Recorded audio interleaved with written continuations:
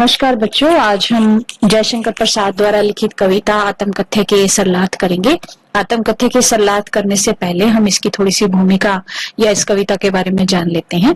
आत्मकथ्य कविता जयशंकर प्रसाद ने तब लिखी जब मुंशी प्रेमचंद और उनके मित्रों ने जयशंकर प्रसाद जी से आग्रह किया कि वो अपनी आत्मकथा लिखें। अगर वो आत्मकथा लिखते हैं तो वो उनकी अपनी हंस पत्रिका में छापेंगे।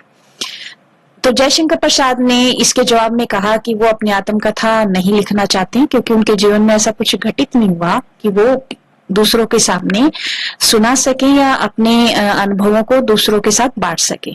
तो उसके जवाब में उन्होंने ये कविता लिखी जिसका नाम है आत्मकथ्य, और इस आत्मकथ्य कविता के माध्यम से उन्होंने ये बताने का प्रयास किया है कि वो अपनी आत्मकथा क्यों नहीं लिखना चाहते।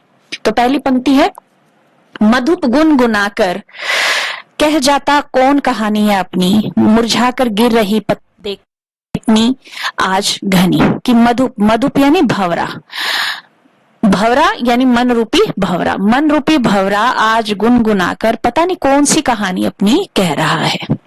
मुरझाकर गिर रही पत्तियां देखो कितनी आज घनी, घनी यानी बहुत सारी, कि इस जीवन रूपी उपवन में बहुत सारी पत्तियां मुरझाकर गिर गई हैं। मुरझाकर गिर गई पत्तियों का मतलब ये है कि कवि ये कहना चाहता है कि हमारी बहुत सारी इच्छाएं और हमारे बहुत सारे सपने ऐसे होते हैं जो अनुकूल वातावरण या उचित परिस्थितियां न मिलने की वजह से पूरे नहीं हो पाते, और वो जो है सूखी पत्तियों की भांति नीचे गिर जाते हैं। तो उसी के संदर्भ में उन्होंने ये कहा है, अर्थात इसमें निराशा का भाव है। इस गंभीर अनंत नीलिमा में असंख्य जीवन इतिहास, क्योंकि इस गंभीर अर्थात गहरे, अनंत यानी अंतहीन, नीलिमा यानी आसमान। यहाँ गंभीर अनंत नीलिमा का अर्थ ये है कि ये जो हमारा साहित्य है, ये साहित्य अनंत है, गहरा है, और इस गहरे और अनंत साहित्य में असंख्य, असंख्य यानी बहुत सारे जीवन के इतिहास भरे पड़े हैं। बहुत सारे ऐसे लोग हुए हैं जिनके जीवन गाथाएं जो है हमें साहित्य में पढ़ने को मिल जाती हैं। उन्हीं के संदर्भ में कहा है, कहते हैं कि ये जो हमारा गहरा अनंत साहित्य है, इसके अंदर बहुत सारे लोगों के जीवन के इतिहास भरे पड़े हैं, और यह लोग करते ही रहते अपना व्यंग्य मलिन उपहास। और ये जो जीवन के इतिहास हैं, ये कवि को ये लगता है कि ये अपना व्यंग्य ही कर रहे हैं, अर्थात अपना मलिन उपहास यानी भद्दा मजाक ही उड़ा रहे हैं। तब भी कहते हो कह डालू दुर्बलता अपनी बीती, दुर्बलता यानी कमजोरियां।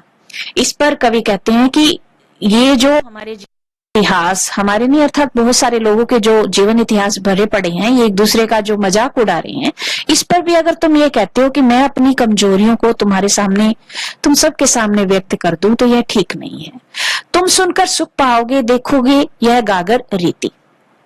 कवि कहते हैं कि ये जो मेरे जीवन रूपी गागर है, अर्थात ये मेरे जीवन रूपी घड़ा है, या आप ये भी कह सकते हो कि ये जो मेरी जीवन रूपी नदी है, इस नदी को रीति अर्थात खाली करके तुम सुख पाओगे।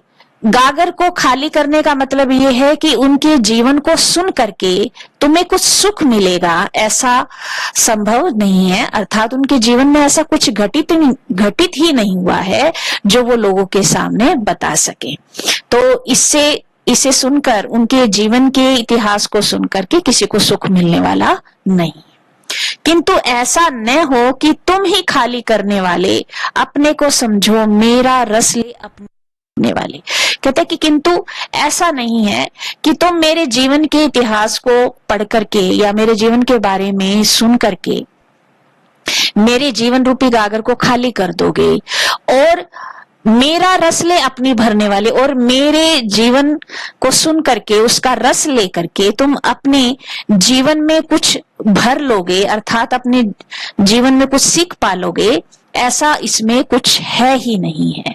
अर्थात मेरे जीवन में ऐसा कुछ घटित नहीं हुआ है कि जिसका आनंद तुम ले सको या जिससे तुम प्रेरणा ले सको, ऐसा कुछ भी घटित हुआ नहीं है। यह विडंबना यानी ये दुख का विषय है, या ये विडंबना ही होगी, एक मजाक का विषय होगा कि अरे सरलते तेरी हंसी उड़ाओ मैं। अरे सरलते, सरलते मतलब सरल मन।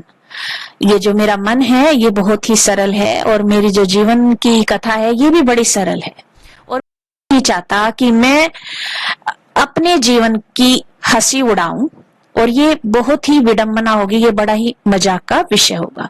भूले अपनी या परवंचना औरों को दिखलाऊं मैं। अपनी भूलों को और अपनी परवंचना, परवंचना यानी दूसरों के द्वारा दिया गया धोखा। कहता है कि मैं अपनी भूलों अर्थात अपनी गलतियों को और दूसरों के द्वारा दिए गए धोखे को औरों के सामने क्यों दिखलाऊं, अर्थात औरों को मैं अपनी भूलों को, अपनी कमजोरियों को और दूसरों के द्वारा दिए गए धोखे को क्यों बताऊं। उज्जवल गाथा कैसे गाऊं मधुर चांदनी रातों की। मधुर चांदनी रातों की का मतलब ये है कि सुख के पल।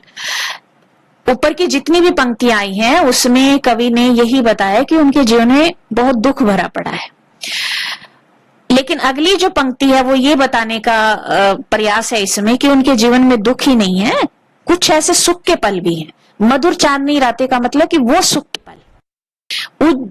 अब इस पंक्ति को हम दोबारा से करेंगे कि उज्जवल गाथा कैसे गाऊं मधुर चांदनी रातों की। कहते कि ये जो मधुर चांदनी रातों की अर्थात मेरे जीवन के सुखद पलों की जो उज्जवल गाथा है, जो उजली गाथा है, उसको भी मैं कैसे गा दूं, अर्थात उसको भी मैं किसी को बताना नहीं चाहता।